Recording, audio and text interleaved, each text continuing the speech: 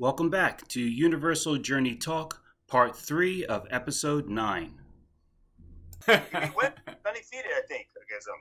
Hey, so by the way, what do you guys think about Van Damme? Do you think he was like a real deal, or I think it was commercial to me? What do you guys think? Most of these guys, most of these movie stars have a background. And just like before, I didn't finish this. Dolph Lundgren was a real kickboxing champion. Yeah, he's a very good kickboxer. That's a fact. Hey. But I'm saying, even going back to Bruce Lee before we could get him off, Bruce Lee got into a lot of fights. He didn't win them all. That's how he learned to get better. He kept, every time he lost, he'd get better and always work on. That's what I'm saying. So, like, you got fighters that, or a person who believes in one art, he could take on another person and lose. But that doesn't mean his belief necessarily doesn't work. Because then he'll go back to the drawing board and then can have a rematch and beat the person. What does it show you? He overcame his loss. He overcame that weakness. You know what I mean? So it depends how you look at it. And like with martial arts and just the world, fighting in an arena or in a cage is basically no different than the planet you're on. The planet's just a giant battleground. You know what I mean? It's a stage. It's an arena. There's so much going on. So you can look at it rather as fighting and competing, but in any way, you're still competing against yourself. Even though you think you're taking on your opponent, but why do you do it all? Yeah, we do it for competition and to test your skill. You know what I mean? Your physical, your gifts, your God-given gifts, and how you enhance that with your skills and knowledge. You know what I mean? But then it goes to the spiritual side, and it goes to the physical side, and it goes to your own ego. A lot of it, you'll know, does feed your ego, and it's how you want to look at it. But sometimes, even like fighting is a good way to purge. A lot of times when you fight or whatever, it is like it's almost like you're feeding your ego what it needs without being destructive, in a sense. You know what I mean? No, right. A lot of what Mr. Miyagi said, remember when Daniel-san said, that's not what they're learning at this karate school. I.e. right here, Cobra Kai, baby. Cobra Kai. Greatest karate school to ever live. No retreat, no surrender. Strike first, strike hard, no mercy. Yeah, that's right. But he was right. He said, that's important. And he was and Miyagi said, yeah, I can tell. The students there weren't learning humility. They were learning to punish. He was feeding the ego and feeding all this. There was no humility about it or about learning about themselves. It was just used as a tool for destruction. And there are those people, yes, it exists. Not everybody uses what martial arts can give you, and they take all those components and use it to better themselves. And that's what basically martial arts will do, is in some way better empower you. Yourself, that you can be more compassionate to humans, because you have something about you now that is beyond, that is better, and knowing your own weaknesses. With them, they weren't interested in that, So a lot of people do get into a lot of things for different reasons, but ultimately, when that person who isn't humble gets humbled, it's very hard for them to stay that way. It's very hard for them to stay that way in that environment, because the truth ultimately reveals itself, and that if you think that you have nothing else to learn, that you know everything, you find out the hard way that actually you've limited yourself to learning anything. Right. Your pride is the actual stumbling block. Right. Because there's always someone bigger, someone who studied before you, someone who knows the art in the very essence of it, or there's always that person. So that's the humbling and yet bettering of martial arts, particularly jiu-jitsu, in itself. I remember when someone asked Tito after his fight, he was like, are you the best, are you the best, at the time, what was he? He was a light heavyweight back then? Yeah, I think so. And well, either way, he goes, so how does it be? Are you the best light heavyweight champion in the world? And he goes, or fighter in the world, you know what I mean? And then make fighter in the world. Well, no. There's always somebody out there bigger and better. You know what I mean? And that's basically it. So, a little side note to that. By the way, did you guys hear? This is official that Miesha Tate is coming back. Yeah. I heard she might. I heard. Oh, it's official. She's. Sure has said. Sure, I told you that. Remember, I told you guys that before. All right. Well, hey, just because I'm trying to rotate everyone, Heath, what do you want to say about that? Yeah. I believe she has a fight already set. Like she's already I think there's a scheduled date where she's already gonna fight. Yeah. So, but I mean, it's cool. Like I don't know how good she'll do, but I mean, she's always gonna be a good fighter, I'm sure. But I don't know if she's gonna be beating the top dogs now these days. But Yeah. it's great. But then again, who am I? Maybe she knows more now. Maybe she had a wake up call. Be like, you know what? From watching people, I'm gonna be better now than even before. You know what I'm saying? So you never even know. I'll say this. I believe she's like 32, 33 or something, which is actually, that's prime fighting if you are really in the right mindset and now you've got the experience, you've got, all the other things. So it's almost like I don't know what her motivation is, but I will say this. Clearly, she's been a champion in the UFC and also Elite. So she has the ability. I'm almost like I don't know why she's doing it, but I will say, I'm almost kind of like, hey man, go for it. Like, why not? You know what I mean? Of course. Why does people always say? Because it's like as a fighter, usually you start out hungry, then you get a little civilized. But then either way, when you want to come back or you retire, it's good to have that hunger again. It's like my step back. Whatever that is, that's what keeps you youthful. Get hungry. Right. Sometimes if you're just going to be stagnant, then that's when that's when you get old. But if you can get that youthfulness and you want to still compete or do something and test your skills out again and be young and vibrant and go ahead, like more power too. That's what I'm talking about. Maybe she don't want to be a fight. Maybe she's like, hey, baby, I want to do something. I would love to fight right now in a cage. So Conor McGregor or Justin Poirier. Just so you know, I'm ready if you guys want. And need a couple million. We need to train first. We need to train. Be humble. Remember what Khabib says. Be humble. Oh no, I'm humble. There's many examples of that too. As dominant as Khabib is and things like that, I promise you, he didn't just one day pick up Sambo. And the first day, he's unbeatable and will never lose a fight. He's lost thousands of times in the hills of Dagestan with his glory, his amazing history, legendary father in Abdominac. So he was led into it very early.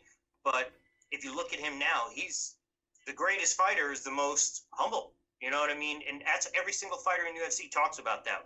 What, how he carries himself, his humility, his respect toward his opponents and whatnot, withstanding Conor because of some of the ways he acted. But even then, he was kind of bullied for like 4 months, for him to erupt, and he's still a human being. But just the same, he apologized afterwards and everything, and believe me, we all understood. And and listen, and so ultimately, it's guys like that in order to get to that level, it's the humility and knowing the truth about who they are. And that's where martial arts in general can bring someone. It can reveal things about you that you never knew. You thought you knew what fear was or you didn't think that you could be afraid, and you find out what that is. When you're pinned and under somebody and you can't get up, or you're in what your tools you thought were effective are rendered useless. These are the things that cause and help me here, Eric, an awakening. Yeah, absolutely. Yeah. Mm-hmm. All right, like you said, you notice all the good fighters, all the really good fighters. You notice they have all those aspects: mind, body, and soul. They do have like Khabib, St. Pierre. They have a spiritual side. Not taking anything from the guys that don't. But I want to say one thing also. A lot of fighters that maybe come in here and don't have a spiritual side, a lot of times there's a bigger perspective. They just don't see it. They only see why they're doing it. But then they'll see later the reasons, and there's reasons why they did it. It was all spiritual. It's all spiritual. Everything's spiritual. You know what, Eric? That is such a wise thing for you to say, and I'm really happy to hear you say that because it is true. I was just watching a thing on Gordon Ryan is an incredible grappler. He's arguably the best grappler in the world right now, and arguably the best grappler ever. And he's an American. under John Danaher and who was one of Renzo Gracie's teachers, and he was talking about like a lot of the black belts and things like that. He's like your top level Abu Dhabi Combat Club champions, which is like the greatest grappling tournament in the world. He's like, a lot of those, your top black belts, he's like, they're horrible teachers.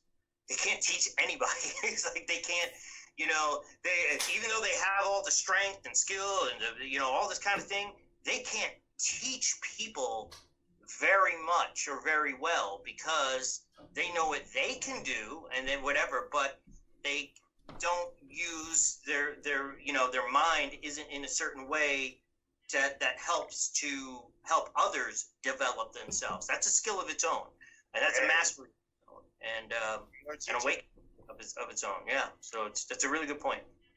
So if I could just jump in, I'm gonna get a little personal, but I don't want to put you on the spot too much. So Ian, I want to go into a little bit. Once again, you've got the most experience with MMA and martial arts and everything.